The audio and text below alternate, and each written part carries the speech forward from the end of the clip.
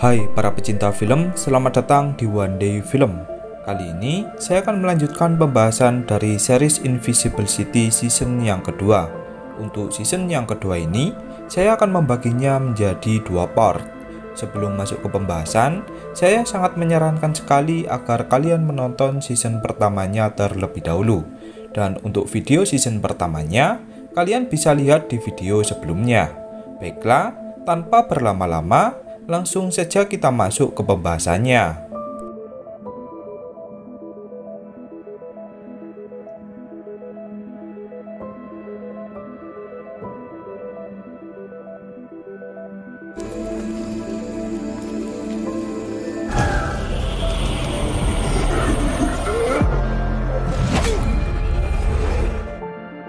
Cerita dibuka dengan memperlihatkan sekumpulan penambang emas ilegal yang berada di tengah hutan Amazon. Jika di season pertama cerita hanya berfokus di suatu hutan biasa, maka season yang kedua ini akan berfokus dengan cerita mitologi di hutan terbesar di dunia, yaitu hutan Amazon. Kembali ke dalam cerita, diperlihatkan beberapa penambang emas yang tengah frustasi karena mereka belum juga menemukan emas yang mereka harapkan. Dari suatu tempat, terdapat ular besar sejenis anaconda yang menyerang salah satu anggota dari penambang emas ilegal tersebut.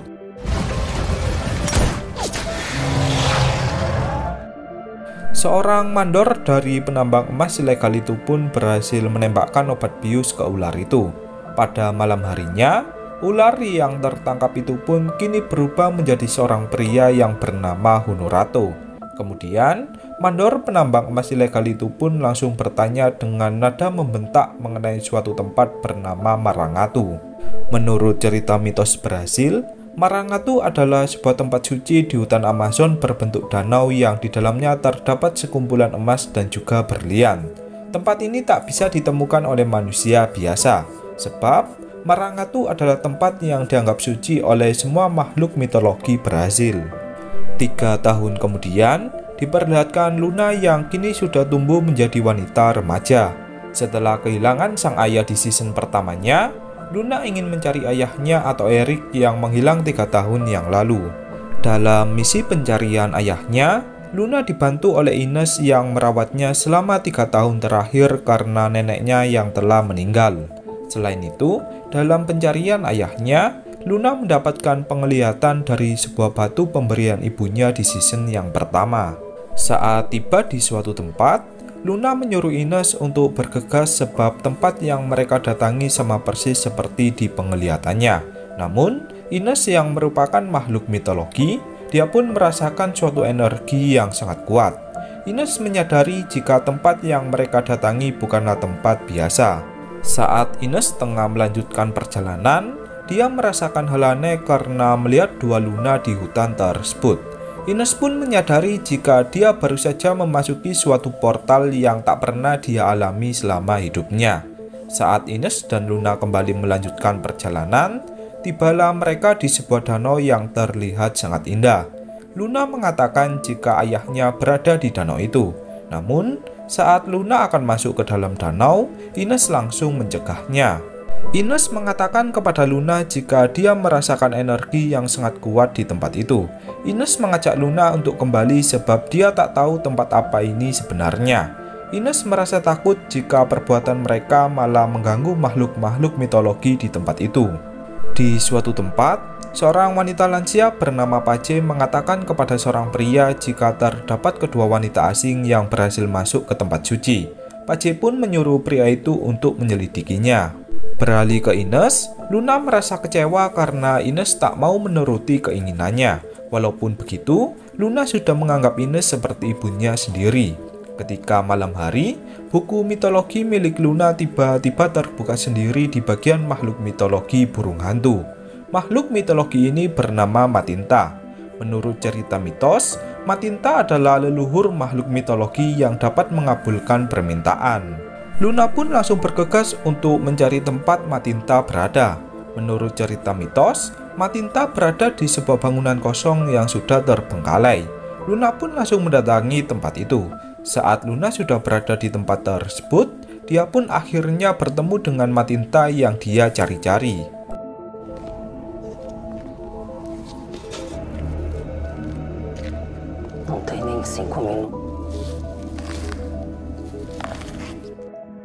Matinta pun langsung menyapa Luna dan bertanya mengapa Luna mencarinya. Luna pun langsung menjawab jika dia ingin mengajukan permintaan agar dipertemukan kembali dengan ayahnya.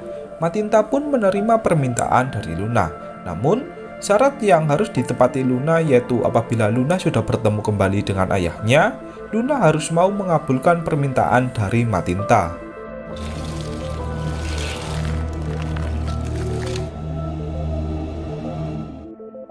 Tanpa berpikir panjang, Luna pun mengiyakan perjanjian dengan Matinta. Di suatu tempat yang didatangi Luna dan Ines sebelumnya, terlihat Erik yang kembali sadar dengan keadaan yang sangat bingung. Erik bertanya-tanya di dalam hatinya tentang di mana dia berada.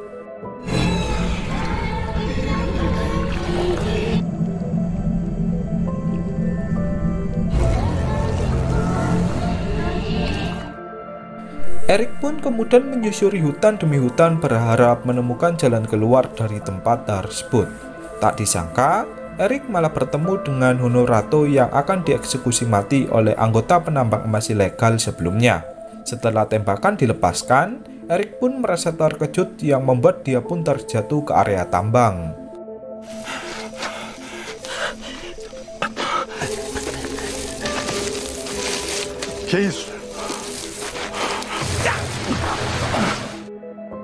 Di area tambang, Erik bertemu dengan seorang pria lansia bernama Lazo yang tengah diikat di sebuah tenda. Saat Lazo menyentuh dada dari Erik, kekuatannya pun terasa seperti tersedot oleh tubuh dari Erik. Ternyata, Lazo adalah makhluk mitologi yang memiliki kemampuan untuk melihat emas. Saat Erik akan mengajak Lazo untuk kabur, datanglah kedua orang yang telah membunuh Honorato sebelumnya. Kedua orang itu pun berencana menembak Erik karena menganggap jika Erik adalah mata-mata. Dengan bergegas, Erik langsung menjatuhkan lampu api yang membuat percikan api pun langsung menyambar dan meledakkan persediaan gas di tambang itu. Di sebuah kota, mandor dari penambang emas ilegal sebelumnya pun mengabarkan kepada tuannya yang bernama Castro jika tambang mereka mengalami kehancuran akibat ulah pria asing. Sementara itu, seorang wanita atau partner dari Castro yang bernama Deborah pun juga bertanya tentang keadaan dari Honorato. Saat mandor penambang menjawab jika Honorato telah tewas, Deborah pun langsung memarahi mandor itu sebab Honorato bisa menjadi petunjuk untuk menuju ke Marangatu.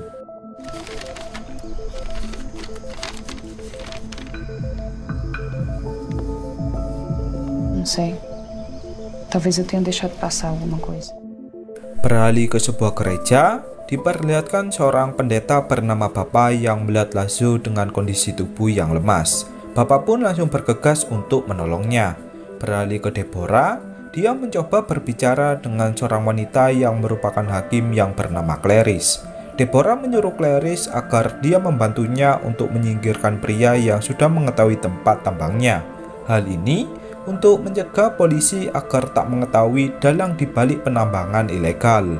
Beralih ke Erik, diperlihatkan Erik yang tersadar di sebuah rumah sakit. Erik kemudian didatangi oleh detektif polisi bernama Thelma yang bertanya tentang di mana bos penambangnya.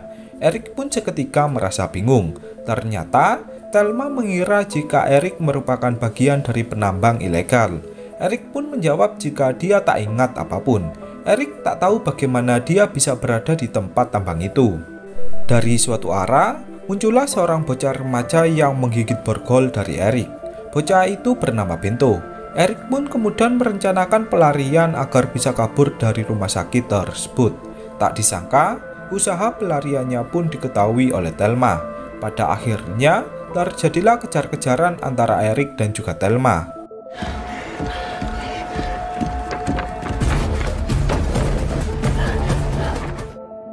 Saat sudah berhasil lolos, Eric kembali bertemu lagi dengan Bento yang menunjukkan jalan pelarian kepada Eric. Di tengah perjalanan, Eric bertanya kepada Bento tentang di mana dia berada. Bento pun menjawab jika tak ada waktu untuk berbicara. Para polisi masih mengejar pelarian dari Eric. Dari telinganya, Bento dapat mendengar suara seseorang dari kejauhan. Ternyata, Bento adalah makhluk mitologi dari serigala. Setelah dirasa aman, Bento pun mengajak Eric untuk pergi ke suatu tempat. Di tengah hutan Amazon, diperlihatkan Ines yang bertemu dengan Pace. Ines meminta maaf karena telah memasuki wilayahnya tanpa izin. Tak disangka, Pace ternyata adalah leluhur dari makhluk mitologi di hutan Amazon. Pace sama halnya seperti Kiko yang ada di season yang pertama. Kembali ke Eric, Bento mengajak Eric ke sebuah bangunan kosong untuk berbicara berduaan. Bento mengatakan jika dia mendapatkan informasi dari Lazo jika Eric dapat menghapus kekuatan dari makhluk mitologi. Eric pun tak tahu maksud dari Bento. Ketika Bento menyentuh dada dari Eric, kekuatannya pun seketika diserap oleh Eric. Tak diduga, bekas tusukan tombak di dada Eric kini bisa menyerap kekuatan dari makhluk mitologi.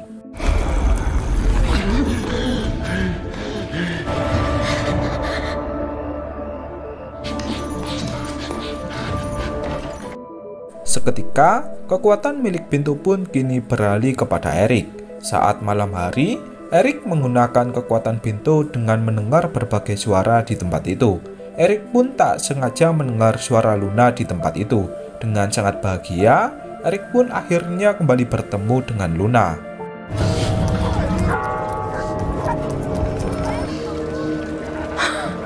Pai! Vê como você cresceu.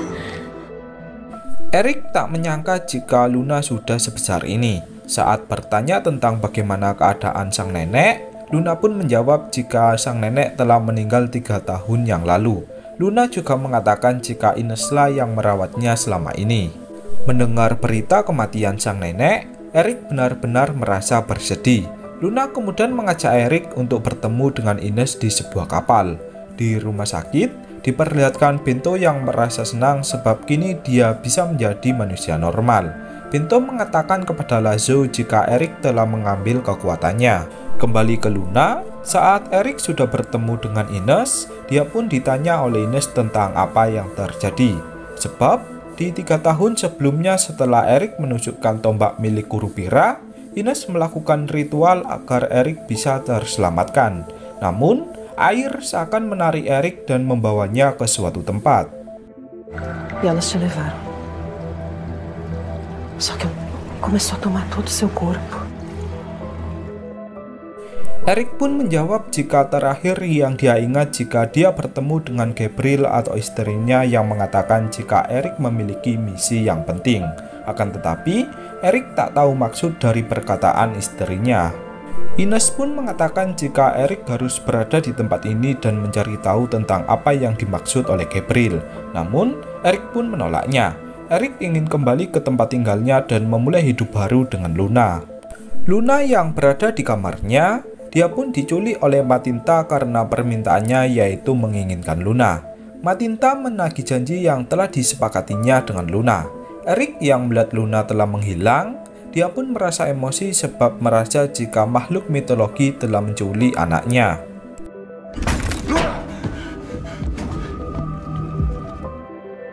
Cerita kemudian dibuat flashback ke masa lalu saat Bento masih kecil.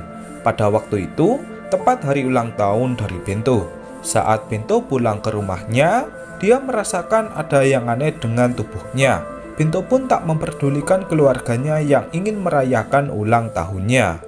Ayah dari Bento yang kesal pun langsung berniat memukul Bento. Akan tetapi, Bento malah berubah menjadi manusia serigala. Semenjak saat itulah, Bento mulai diasingkan oleh keluarganya dan penduduk desanya.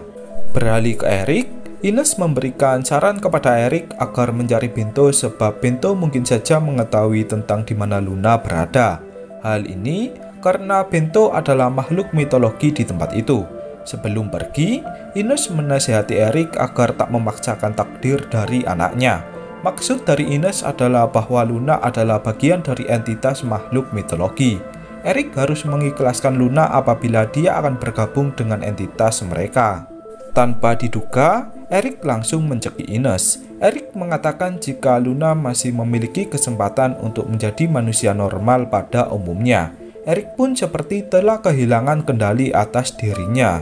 Setelah itu, Eric pun memulai perjalanannya untuk mencari tahu tempat tinggal dari Bento.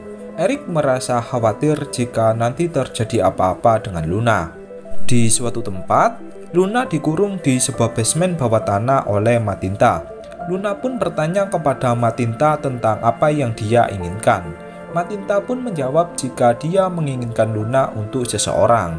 Di dalam gereja, Bento bercerita kepada Bapa jika kekuatannya berhasil hilang. Kini, Bento akan menjadi manusia normal pada umumnya. Akan tetapi, Deborah yang mendengarkannya pun malah menyuruh Bapa untuk mengurung Bento di basement bawah tanah. Ele pode ficar livre.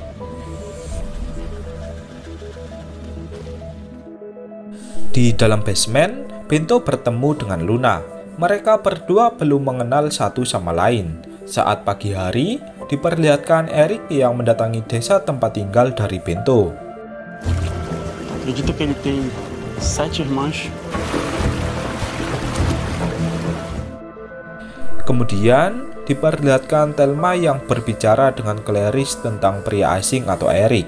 Thelma mendesak Clarice agar memberitahu tentang siapa dalang dibalik penambang ilegal tersebut. Namun, Clarice enggan menjawabnya. Beralih ke Ines, terlihat Ines yang mendatangi hutan Amazon untuk menemui seseorang.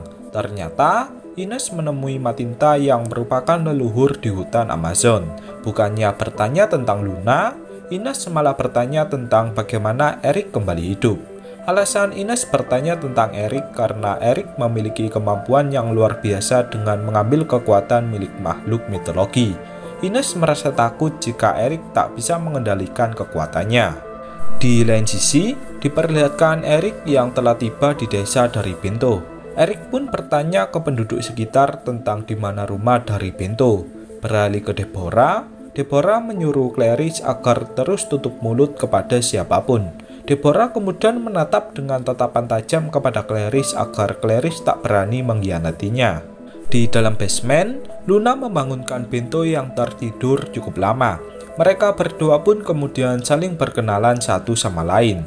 Saat Luna mengenalkan namanya, Bento pun merasa terkejut sebab Bento baru saja bertemu dengan Eric. Luna kemudian bercerita jika dia bersama ayahnya telah berpisah selama 3 tahun, dan kemarinlah dia baru bertemu lagi dengan ayahnya. Bento yang mendengarkannya pun seketika merasa terharu. Kembali ke Eric, diperlihatkan Eric yang telah tiba di rumah dari Bento. Eric kemudian bertanya kepada ibu dari Bento tentang di mana Bento berada.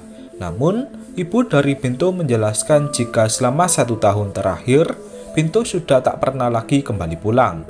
Terakhir kali Bento pergi, dia dibawa oleh seorang pria atau Castro karena penduduk desa yang menganggap jika Bento berbahaya. Viver tudo isso, mas eu preciso insistir. E eu não consegui impedir. Vocês também. Olha pro teu mano. Dari kejauhan, Eric mendengar langkah kaki dari seseorang. Ternyata, suara itu adalah suara dari ayah Bento.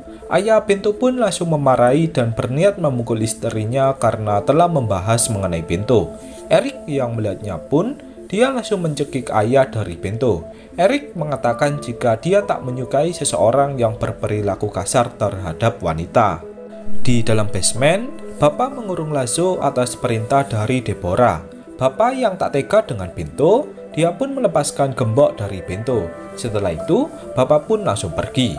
Bento yang tak ingin pergi sendirian, dia berniat melepaskan gembok dari Luna. Akan tetapi, karena Bento sudah tak memiliki kekuatan serigalanya, dia tak bisa mematahkan gembok dari Luna. Luna pun menyuruh Bento agar segera pergi. Bento kemudian berjanji jika dia akan menyelamatkan Luna dan juga Lazo. Di suatu ruangan, Thelma menyelidiki kamar dari Castro untuk mencari tahu tentang siapa anggota penambang emas ilegal. Kembali ke Luna, Castro memerintahkan anak buahnya untuk memindahkan Luna ke suatu tempat. Saat Luna akan dimasukkan ke dalam mobil, Eric berhasil mendeteksi keberadaan dari Luna. Sayangnya, Luna telah dibawa pergi lebih dulu. Dari kejauhan, Eric melihat keledai berkepala api yang berjalan ke arahnya. Ternyata, keledai itu berniat menyelamatkan Eric yang ingin ditembak oleh seseorang dari belakang.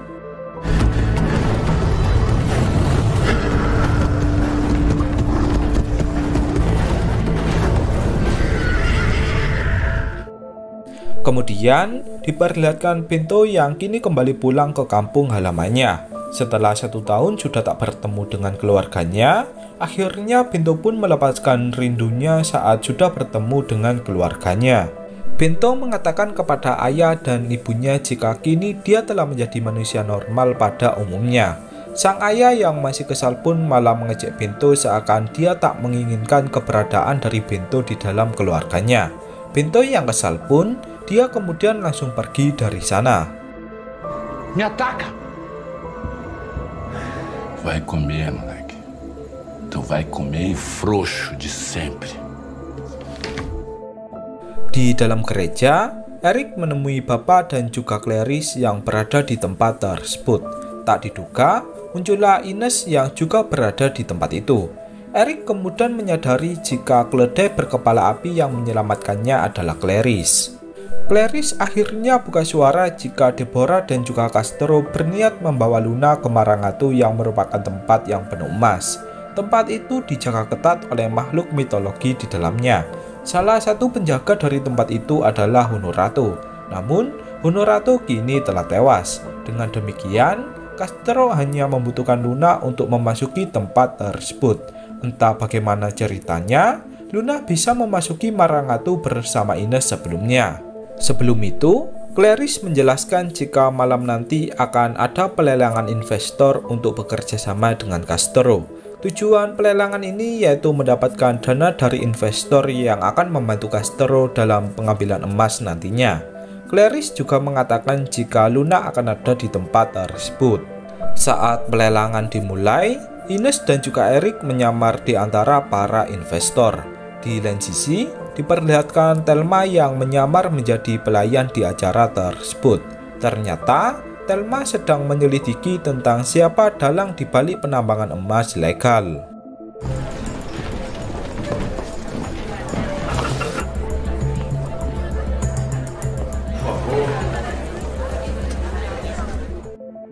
Beralih ke Pinto, diperlihatkan Pinto yang kembali menemui Bapak. Bapak bertanya mengapa Pinto kembali lagi. Pinto pun menjelaskan jika menjadi manusia normal tak ada bedanya. Keluarganya tetap saja tak menginginkan keberadaannya. Pinto pun ingin sekali agar kekuatannya kembali lagi. Di bawah basement, diperlihatkan Luna yang berbicara dengan Lazo. Luna mengatakan jika dia pernah membaca cerita mitos tentang Lazo mengenai mata Lazo yang bisa melihat emas. Lazo kemudian mengatakan jika kalung yang dipakai Luna juga berasal dari Marangatu. Lazo bertanya bagaimana Luna bisa mendapatkannya. Luna pun mengatakan jika kalung ini adalah pemberian ibunya. Di saat pelelangan untuk mencari investor dimulai, Lazo dijadikan Castro sebagai pembukti jika dia memiliki seseorang yang bisa melihat emas. Dengan demikian, para investor tak perlu ragu untuk menyumbangkan dananya.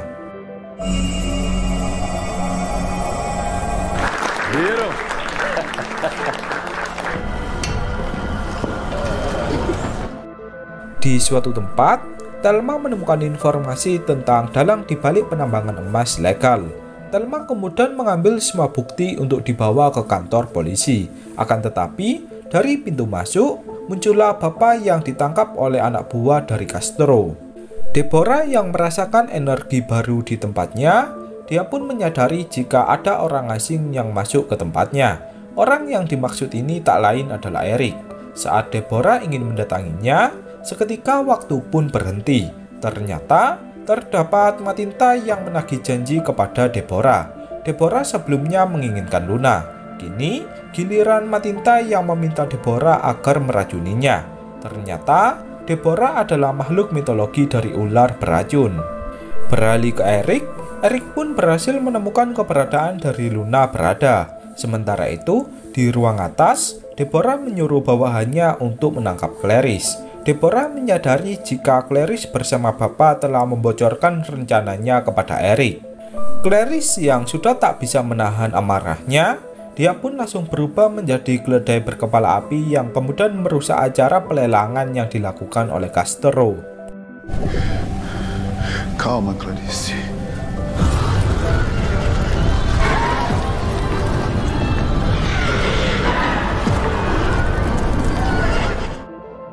Di bawah basement, Deborah berubah menjadi sosok ular berbisa yang kemudian menggigit Luna. Dan setelah itu, part yang ke-1 season yang kedua pun berakhir.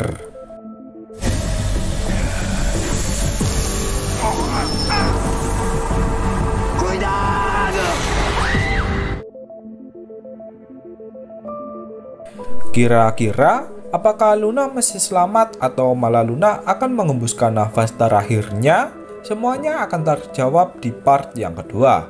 Baiklah, demikian penjelasan dari part yang pertama season yang kedua. Tak lupa, saya mengucapkan terima kasih untuk kalian yang sudah menonton. Dan sampai jumpa lagi di part yang kedua.